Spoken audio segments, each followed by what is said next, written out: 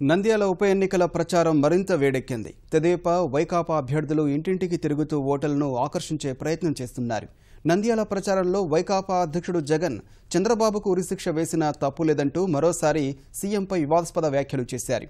ఈ వ్యాఖ్యలపై మండిపడ్డ తెలుగుదేశం మరోసారి ఈసీని ఆశ్రయిస్తామని తెలిపింది.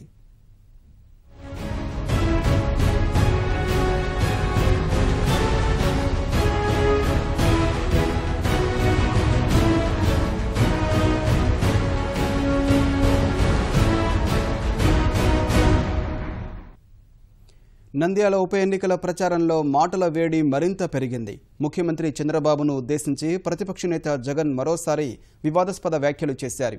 ఇచ్చిన హామీలు నెరవేర్చినందుకు చంద్రబాబుకు ఉరిశిక్ష వేసినా తప్పులేదని వ్యాఖ్యానించారు. ఈ వ్యక్తిని నిలదీయకూడదట. 21 మంది మన ఎమ్మెల్యేలను వేరే పార్టీకి చెందిన ఎమ్మెల్యేలను కొనుగోలు చేసినా ఏమీ అనకూడదట. ఈ వ్యక్తి ఆ ఎమ్మెల్యేల చేత రాజీనామాలు చేయించకపోయినా ఏమీ మాట్లాడకూడదట. వీళ్ళల్లో కొందరిని మంత్రులుగా చేసినా కూడా ఎవరు మాట్లాడకూడదట. డ్వాక్రా అక్క చెల్లెమ్మలను, పొదుపు సంఘాల అక్క చెల్లెమ్మలను వెన్నుపోటు పొడిచాడు, అయినా వాళ్ళ తరపున అడగనే కూడదట.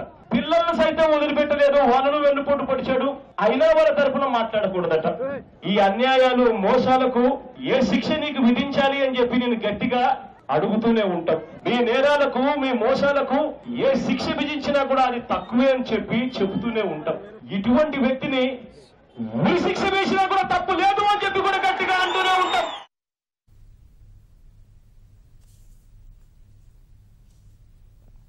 తెదేపా అభ్యర్థి భూమా బ్రహ్మానందరెడ్డి ఇంటింటి ప్రచారం నిర్వహించి తెదేపాను గెలిపించాలని కోరారు. నంద్యాలపై ప్రభుత్వం ప్రత్యేక దృష్టి సారించిందని, భవిష్యత్తులో నంద్యాలను అందమైన పట్టణంగా తీర్చిదిద్దుతామని ప్రజలకు తెలిపారు. నంద్యాలలో విజయభేరి మోగించాలనే పట్టుదలతో తెలుగుదేశం తరపున మంత్రి అఖిలప్రియ విస్తృతంగా ప్రచారం చేస్తున్నారు. గడప గడపకు వెళుతున్న అఖిల తన సోదరుని గెలిపించాలని ప్రజలను కోరుతున్నారు. ప్రతిపక్ష వైకాపా చేస్తున్న విమర్శలను గట్టిగా తిప్పికొడుతూ ముందుకెడుతున్నారు.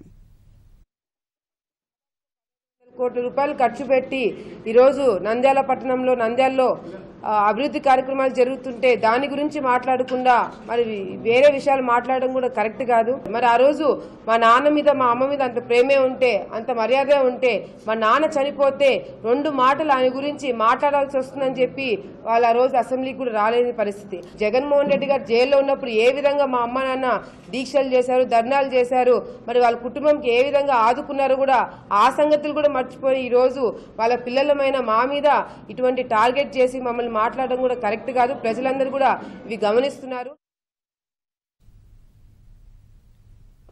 నంద్యాల ఉప ఎన్నికల్లో ఎన్నికల సంఘం నూతన విధానాన్ని ప్రవేశపెట్టనుందని కర్నూలు జిల్లా కలెక్టర్ సత్యనారాయణ తెలిపారు. ఈ ఎన్నికల్లో ఈవీఎంలతో పాటు నూతనంగా వీవీప్యాట్స్ను ఏర్పాటు చేయనున్నారు. ఓటు వేసిన వెంటనే ఓటరుకు తాను ఏ పార్టీకి ఓటు వేసింది ఓ స్లిప్ రూపంలో 3 సెకన్ల పాటు కనబడుతుంది. ఆ తర్వాత ఆ స్లిప్ ఓ బాక్స్లో పడుతుంది. ఓటరు ఆ స్లిప్ను తీసుకునే అవకాశం ఉండదు. ఈ విధానంతో ఎన్నికలు మరింత పారదర్శకంగా నిర్వహించవచ్చని కలెక్టర్ వివరించారు. రాజకీయ పార్టీల నాయకులకు ఈ పద్ధతిపై కలెక్టర్ అవగాహన కల్పించారు.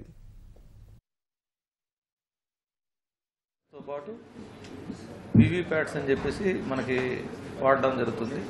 దానివల్ల ఓటరు తను వేసినటువంటి ఓటు ఎవరికి వేసాము, ఏ గుర్తుకు వేసామని తెలుసుకోవడానికి అవకాశం ఉంటుంది. ఆ స్లిప్ అయితే మాత్రం అక్కడే ఇంకో డబ్బా ఉంటుంది, ఆ డబ్బాలో పడుతుంది. ఈరోజు శిక్షణ కార్యక్రమం జరిగింది.